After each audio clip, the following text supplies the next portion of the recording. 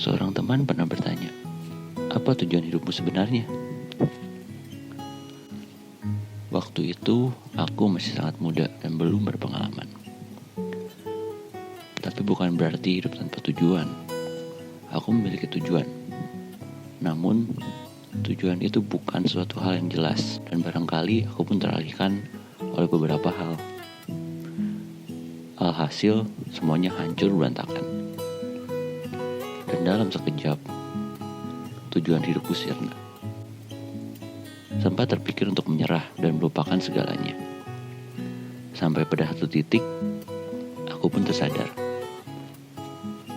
Nampaknya ada sesuatu yang salah. Apa kira-kira?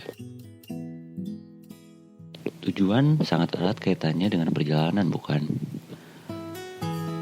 Tentunya, kita pasti punya tujuan ketika mulai perjalanan. Namun, di dalam perjalanan, terkadang tidak semua sesuai dengan rencana kita. Kita pasti akan menemui jalan yang rusak dan sama sekali tak nyaman untuk dilalui. Dan sesulit apapun jalan tersebut, suka atau tidak suka, untuk sampai ke tujuan kita, jalan itu harus kita lalui. Kita pasti akan tetap berjuang melewatinya, karena kita tahu tujuan itu penting dan patut diperjuangkan, bukan? Di sisi lain, kita juga akan menemui jalan yang baik untuk dilalui.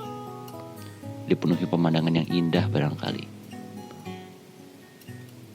Namun, seindah apapun jalan tersebut, bukankah tidak mungkin kita berhenti di sana, menikmati pemandangan dan merasa puas, sampai akhirnya kita menetap di sana?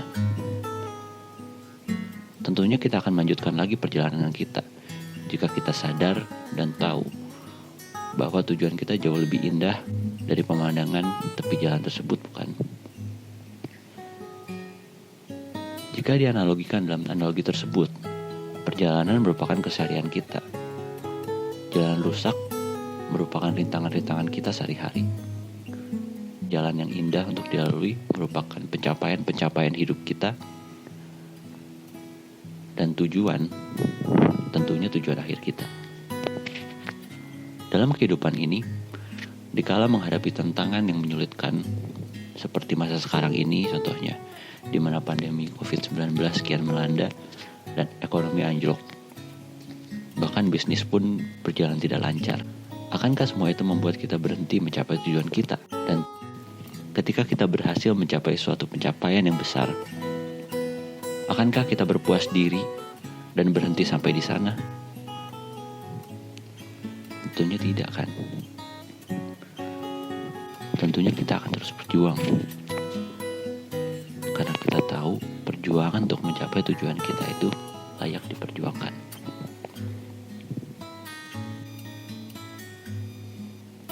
Sebuah tujuan harusnya berasal dari hati, bukan sekedar ide-ide untuk diwujudkan. Dan untukku, tujuan adalah menjadi seorang yang bisa dibanggakan oleh orang-orang sekitar. Bagaimana dengan kalian? Apa tujuan hidupmu?